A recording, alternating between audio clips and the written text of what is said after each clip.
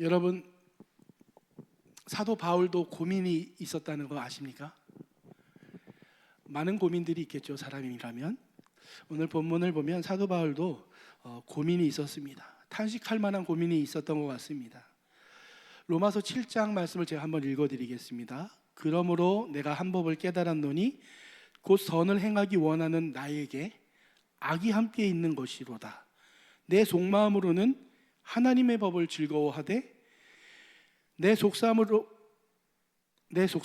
하나님의 법을 즐거워하되 내 지체 속에서 한 다른 법이 내 마음의 법과 싸워 내 지체 속에 있는 죄의 법으로 나를 사로잡는 것을 보는도다. 오라 나는 곤고한 사람이로다. 이 사망의 몸에서 누가 나를 건져내랴. 우리 주 예수 그리스도로 말미암아 하나님께 감사하리로다. 그런즉 내 자신이 마음으로는 하나님의 법을 육신으로는 죄의 법을 섬기노라. 여러분, 바울 안에는 두 가지 원함이 있었다고 얘기합니다. 하나는 자기 속사람, 그러니까 자기가 원하는 원함이 있는데 그 원함은 다른 원함이 아니라 하나님의 법을 즐거워하는 원함이에요. 바울의 진짜 진심의 마음은 하나님의 법을 지키기를 원하고 하나님의 법을 좋아하는 마음이 있었습니다. 즐거워한다는 것은 추구한다는 것이죠. 바울의 한 마음은 하나님의 마음을 즐거워하고 추구하는 마음이 있었는데 문제는 그 마음만 있는 게 아니라 또 다른 마음이 또 하나 그의 마음에 있었다고 합니다. 또 다른 원함은 뭐냐면 바로 육체의 원함이 그 안에 있었대요. 그리고 죄의 법으로 그 육체의 원함이 나를 사로잡아가는 것을 본다라고 이야기합니다. 그러니까 바울 안에는 하나는 자신의 마음, 또 하나는 육체의 마음이 있는데 자신의 본심, 자신의 마음은 하나님의 법을 즐거워하고 그것을 추구하는데 또 다른 마음, 또 다른 원함, 육체의 원함은 그 반대인 것이죠. 죄의 법으로 나를 사로잡아 간다는 것은 나를 이끌어 간다는 이야기를 말하고 있는 것입니다. 바울이 자기 안에 이 두 가지의 마음을 보면서 많이 괴로웠던 것 같습니다. 오라, 여러분, 오라는 탄식할 때 쓰는 탄식의 표현이에요. 탄식할 때 아이고 우리는 뭐 이렇게 얘기하거나 뭐 이런 식의 탄식의 표현입니다. 나는 곤고한 사람이로다. 곤고한 사람이라는 것은 처참한 사람이라는 이야기죠. 자기 스스로 볼 때 내 마음에 하나님을 즐거워하는 법이 있는데 또 다른 내 마음은 그와 정반대로 나를 죄로 이끌어가는 자신의 모습을 보며 바울은 땅을 치면서 처참한 자신을 느끼며 괴로워하고 있는 모습을 보게 됩니다. 저는 이 말씀을 읽을 때 참 많은 위안을 받습니다. 왜냐하면 저도 그러거든요. 여러분은 안 그러세요? 여러분, 바울 선생님도 이러시는데 저 그러는 거 당연한 거니까 마음에 큰 위로가 되는 것 같습니다. 여러분, 지금 제가 나눈 이 말씀은 불신자의 이야기가 아니라 신자의 이야기이죠. 하나님이 사용하시는 바울, 그 마음에 이 두 마음이 있다고 이야기합니다. 오늘 본문을 볼까요? 16절 17절 제가 읽어보겠습니다. 내가 이르노니 너희는 성령을 따라 행하라. 그리하면 육체의 욕심을 이루지 아니하리라. 육체의 소욕은 성령을 거스리고 성령은 육체를 거스르나니 이 둘이 서로 대적함으로 너희가 원하는 것을 하지 못하게 함이니라. 여러분, 본문에서도 둘이 대적한다고 말합니다. 그 둘은 무엇이죠? 하나는 성령님, 또 하나는 육체 또는 육체의 소욕이라고 말하고 있죠. 우리가 앞에 읽었던 로마서에서 바울은 자신의 원함이 두 가지가 있다고 말하면서 하나는 속사람의 원함과 또 하나는 육체의 원함이라고 이야기하는데 오늘 본문에서도 또 육체의 소욕과 성령이 서로 대결하고 있는, 서로 충돌하고 있는 모습을 보여줍니다. 오늘 본문의 말씀은 전체를 어우르는 본문의 하나님의 말씀은 아주 명확합니다. 뭐냐면 성령을 따라 행하라입니다. 다시 말하면 성령을 따라 행하라라는 말은 성령을 따라 행해야지 육체 또는 육체의 소욕을 참으라, 이겨라, 싸워라가 아니라는 이야기예요. 이 말씀은 두 싸움의 열쇠가 육체에 있는 게 아니라 성령께 있다는 말씀입니다. 내가 얼마나 내 마음 안에 일어나는 두 싸움에 인내하고 참아내고 막 견뎌내서 이것을 이겨내는 문제가 아니라 오늘 성령을 따라 행하라 말씀하시는 것은 바로 성령의 이 싸움의 승부가 달렸다는 것을 이야기해 주는 것이죠. 에베소서 보면 이런 말씀이 있습니다. 에베소 4장 28절 보면 도둑질하는 자는 다시 도둑질하지 말고 돌이켜 가난한 자에게 구제할 것이 있도록 자기 손으로 수고하여 선한 일을 하라. 여러분 너무 맞는 말이죠. 근데 오늘 말씀 보면 도둑질하는 자는 도둑질하지 마로 끝나는 게 아니에요. 어디까지 가죠? 가난한 자에게 구제할 수 있도록 자기 손으로 수고하여 선한 일을 하라까지 오늘 말씀하고 있는 것을 보게 됩니다. 이 에베소서 말씀은 에베소 성도들을 향해서 하는 말씀이니까 에베소 성도들 중에 누가 도둑질하는 자가 있으면 이렇게 이야기하라는 것이죠. 단지 도둑질하면 안 돼. 그거 나쁜 짓이야. 하나님이 싫어하시는 짓이야. 도둑질하지 않으려고 노력해야 돼. 참아야 돼. 이렇게 얘기하는 게 아니라 도둑질 하느냐 마느냐의 문제를 뛰어넘어서 무엇을 이야기합니까? 가난한 자를 구제할 수 있도록 열심히 수고해서 선한 일을 하라라는까지 가는 것이죠. 초점이 도둑질하지 말아에 있는 게 아니라는 말씀을 제가 드리고 있는 겁니다. 도둑질하지 마는 것을 뛰어넘는 문제라는 것이죠. 도둑질하느냐 마느냐의 문제를 넘어서서 가난한 자에게 구제할 수 있도록 자기 손으로 여기서 수고한다는 말은 정말 피 흘리기까지 열심히 수고하는 수고를 이야기하는 거예요. 그러니까 도둑질하지 마라는 것을 뛰어넘어 가난한 자를 불쌍히 여겨서 그를 위해서 수고해서 땀 흘려 수고해서 그에게 선한 것을 베푸는 데까지 가라라고 이야기하기 때문에 그것은 마음의 문제의 방향을 얘기하고 있는 것이죠. 예전에 중고등부 사역을 할 때 저희 반 제가 청년 교사였을 때입니다. 청년 교사였을 때인데 저희 반은 아이는 항상 지각을 했어요. 꼭 그것도 전도사님이 설교하실 딱 그 시간에 아이들이 들어오는 겁니다. 그러니까 저희 아이들은 항상 지각하는 아이들, 항상 그 시간에 들어오니까 야단을 맞고 그러다 보니까 제 마음이 많이 언짢았었던 기억이 있습니다. 그런데 여러분, 그 친구들이 은혜를 받고 변했어요. 찬양팀을 하겠다는 겁니다. 예배는 9시까지인데 찬양팀은 7시 반까지 와야 돼요.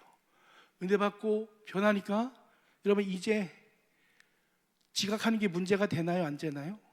안 되죠. 더 일찍 나와 찬양으로 준비하고 예배를 준비하는 데까지 올라가니까 이제는 지각하지 하라 마라의 문제를 이미 뛰어넘어 더 예배를 준비하는 데까지 가는 것을 보게 됩니다. 여러분 오늘 18절 말씀 한번 같이 읽어볼까요? 18절 시작. 너희가 만일 성령의 인도하시는 바가 되면 성령의 인도하심을 따르는 자들은 율법이 휘두른 지배력 아래에 있지 않다는 말입니다. 지배력 아래에 있지 않다는 말은 구속함을 받아서 그 율법의 다스림을 받는 게 아니라 자유함을 얻어 종으로서 지배받아서 그 율법에서 억지로 율법이 명하는 명예에 따라 강제적으로 하는 것이 아니라 그것을 뛰어넘어 자유함으로 자녀로서 기쁨으로 하게 되는 것을 이야기하는 것이죠. 로마서 8장 15절 보니까 너희는 다시는 무소하는 종의 영을 받지 아니하고 양자의 영을 받았으므로 우리 아빠 아버지를 라고 부르짖느니라 라고 말하고 있습니다. 우리는 율법 아래 구속되어서 억지로 신앙생활하는 시절이 지났습니다. 이제는 하나님이 율법 조문에 말씀을 쓰지 않고 우리의 심령 가운데 마음 가운데 쓰셨다고 말씀하시죠. 양자의 영이라는 것은 자식이라는 얘기잖아요. 그 장자의 영신 성령을 받아서 인도하심을 받아서 이제는 억지로 신앙생활하는 것이 아니라 아들로서 자원하여 그 이상으로 충만하게 하는 것들을 이야기해 주는 것이죠. 하나님의 뜻을 그와 같이 이루며 살아가는 것을 이야기합니다.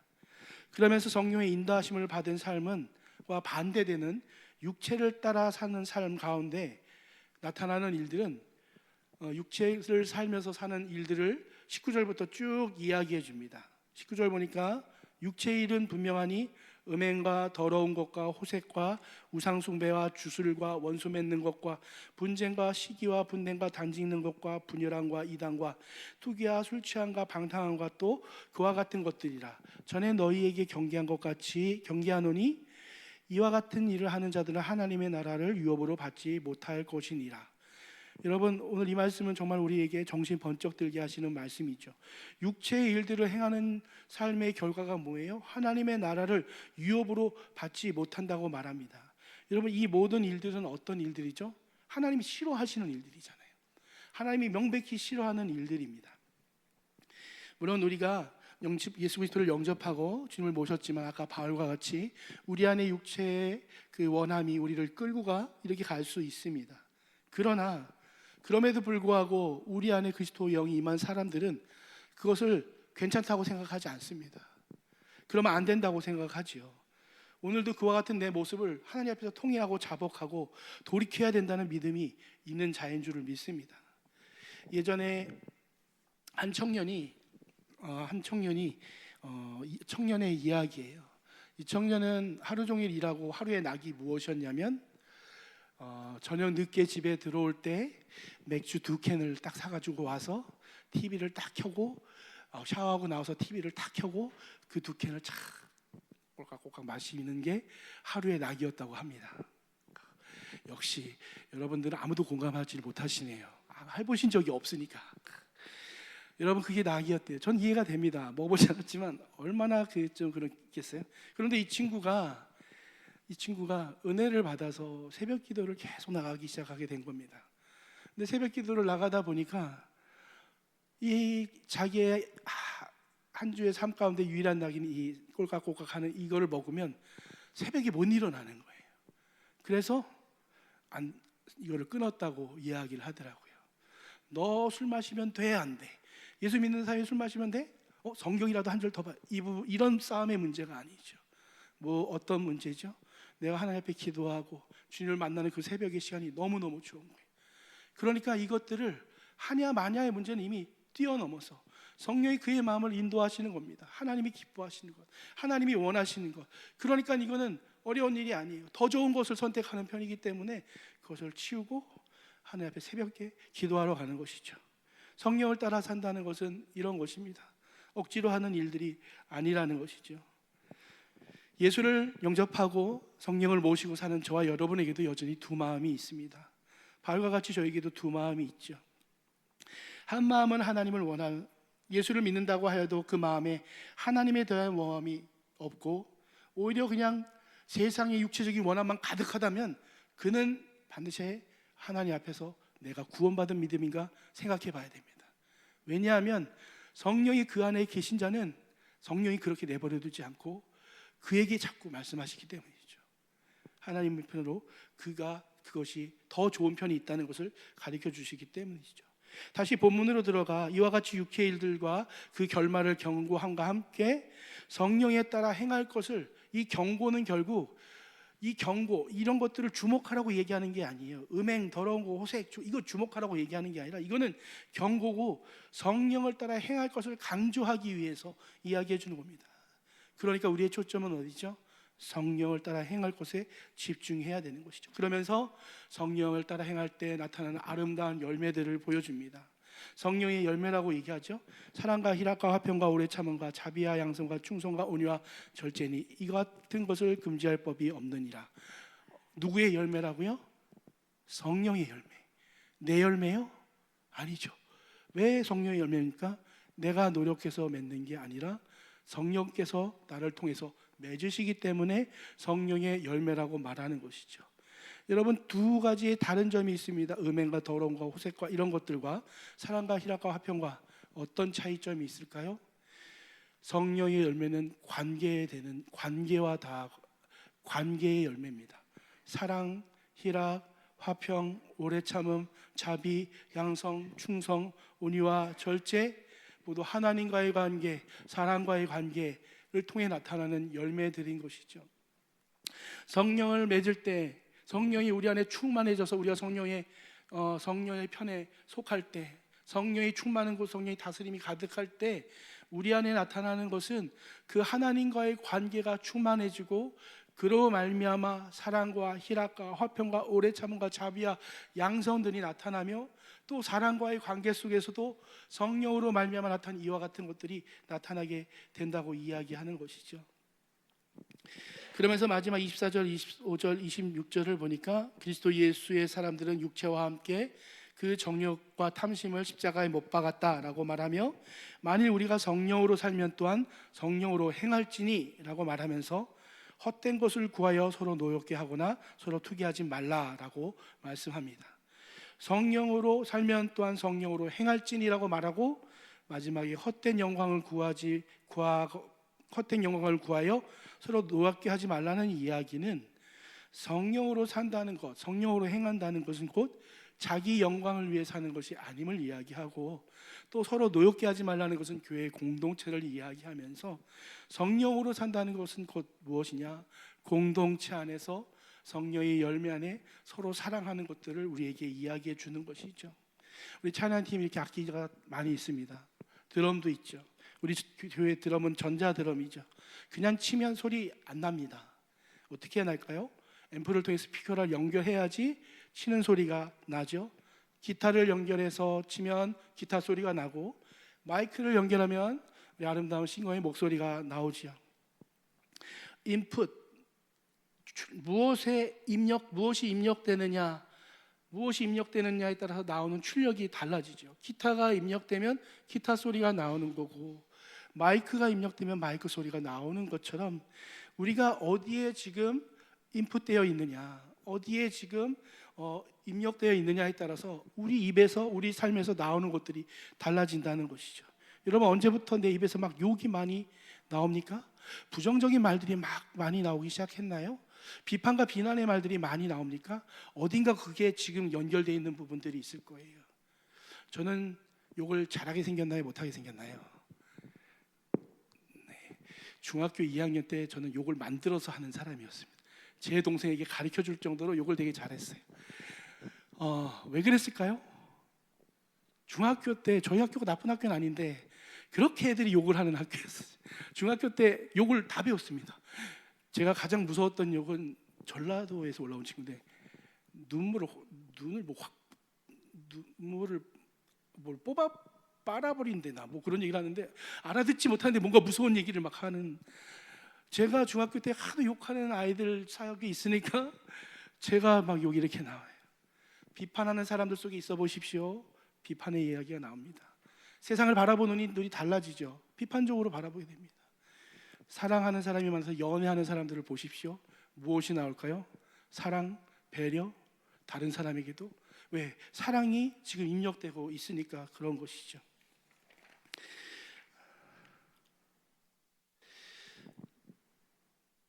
오늘 24절 보니까 그리스도 예수의 사람들은 육체와 함께 그 정욕과 탐심을 십자가에 못 박았다라고 말합니다. 여러분, 예수 믿는 우리는 육체를 따라 살지 않을 수 있을까요? 없을까요? 육체를 따라 살지 않을 수 있을까요? 없을까요? 있습니다. 왜? 이전에는 그럴 수 없었지만 예수 믿는 순간부터 조금 피곤하지만 갈등이 생기기 시작해요. 안 하던 고민들이 생각하기 시작합니다. 안 하던 싸움이 우리 안에 생겨요. 육체만 있었는데 이제 하나님 주의 성령이 들어오니까 우리 마음에 두 싸움이 일어나는 거죠. 그리고 이길 수 있습니다. 물론 질 수도 있지만 이기지 못하는 자에서 이기는 자로 바뀌게 된 것이죠. 예수 그리스도께서 십자가에서 죄와 사망의 권세를 깨부시고 성령 하나님을 우리에게 보내주셨습니다. 그렇지만 그렇다고 그냥 되는 게 아니에요. 성령의 충만한 역사가 있어야 됩니다. 성령의 충만한 역사는 성령이 가득 차 다스림을 이야기하는 것입니다. 우리가 성령님으로 가득히 입력될 때 성령의 뜻을 따라 살게 되고 성령의 열매들이 맺히게 되는 것입니다. 그래서 오늘 본문은 너희는 성령을 따라 행하라라고 말하고 있는 것이죠. 여러분, 세상은 자꾸 뭐라고 이야기하나요?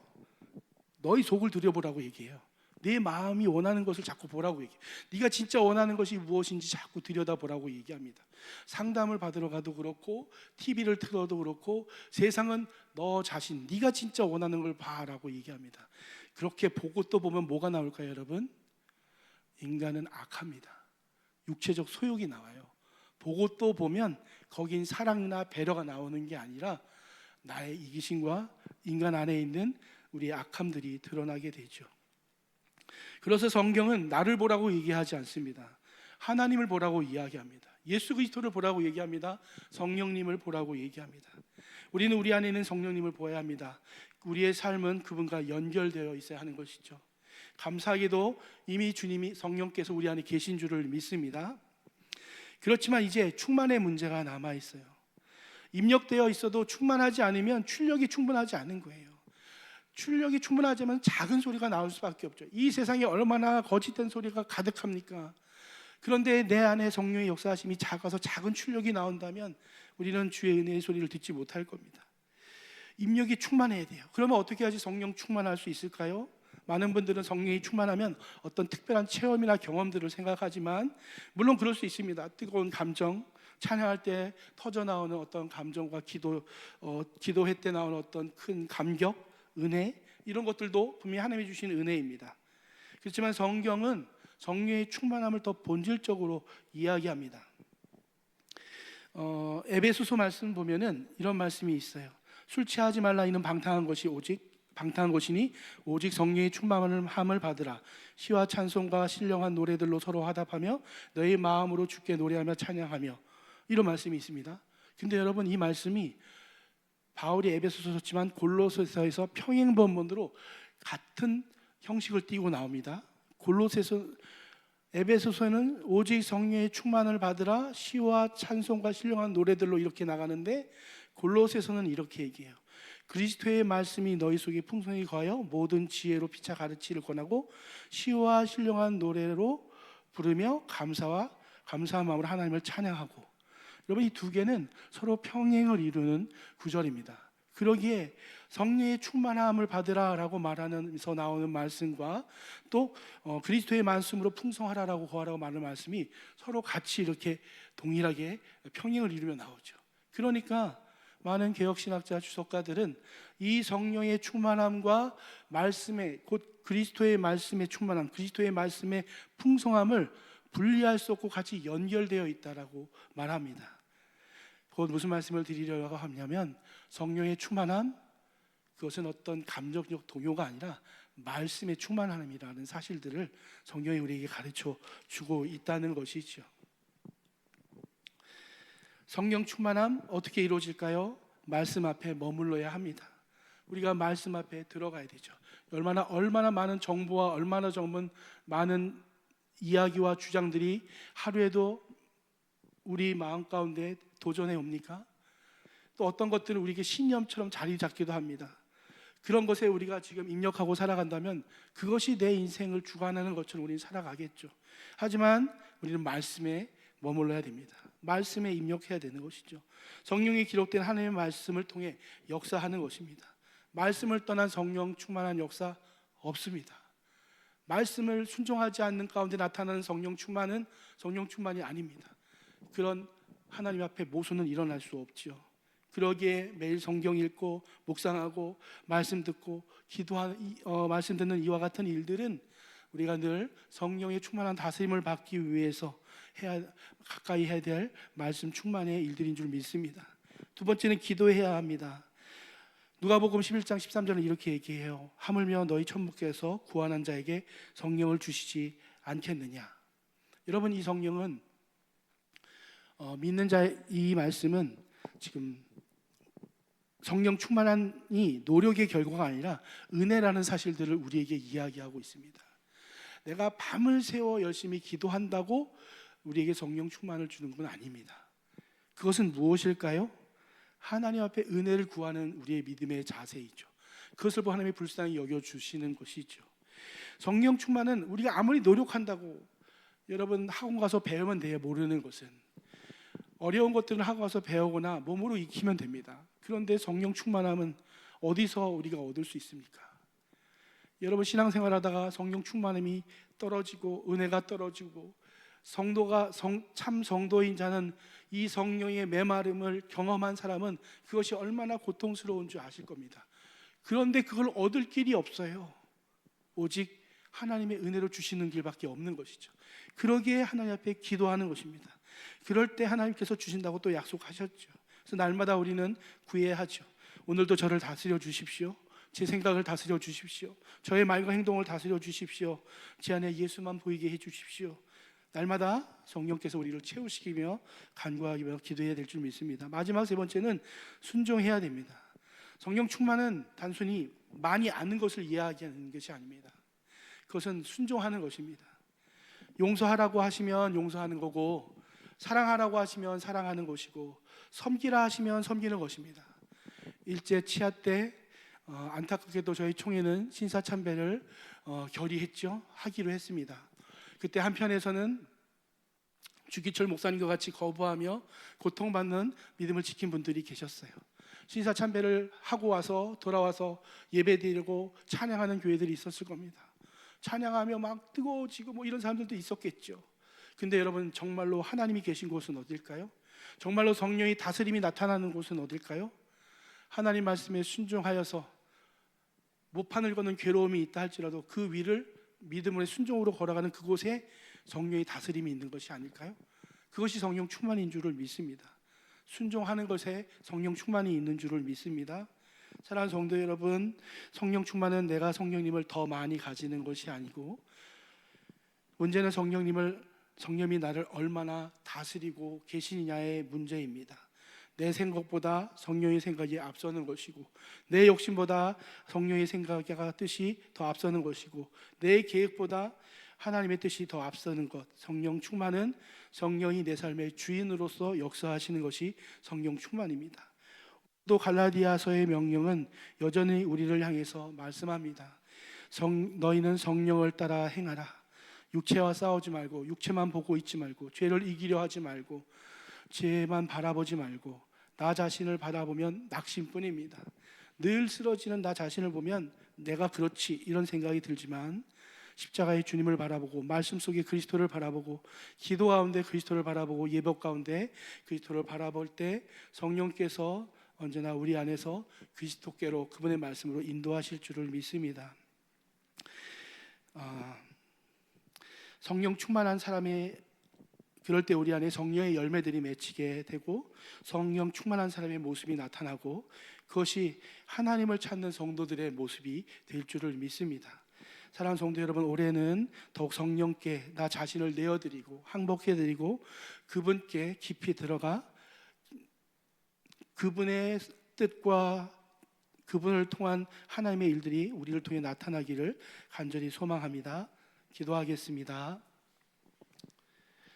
하나님 아버지, 우리 안에도 두 마음이 있습니다. 나 정말 하나님 잘 섬기고 싶은데, 나 정말 예수님 사랑하는데, 하나님 내 안에 또 다른 육체의 소욕은 하나님 싫어하는 것을 자꾸 바라보게 하고 끊어내지 못하게 하고 게으르게 하고 하나님보다 더 다른 것 사랑하게 할 때가 얼마나 많은지 모릅니다. 그러나 우리 안에 계신 성령께서 그럼에도 우리가 누구인지 밝게 기억하게 하시고 성령을 바라보게 하시며 성령을 의지하여 살도록 우리 마음 가운데 인도해 주심을 감사드립니다. 성령 하나님, 우리를 다스려 주시옵소서. 우리의 입이, 우리의 생각이, 우리의 삶이 성령 안에서 하나님 나타나게 허락하여 주시옵소서. 세상의 생각과 거짓 것들 가운데 우리의 삶을 하나님 맡기지 말게 하시고 오직 성령의 깊이 하나님 입력되는 저희들 될 수 있도록 축복하여 주시옵소서. 감사드리고 예수님의 이름으로 기도드렸습니다. 아멘.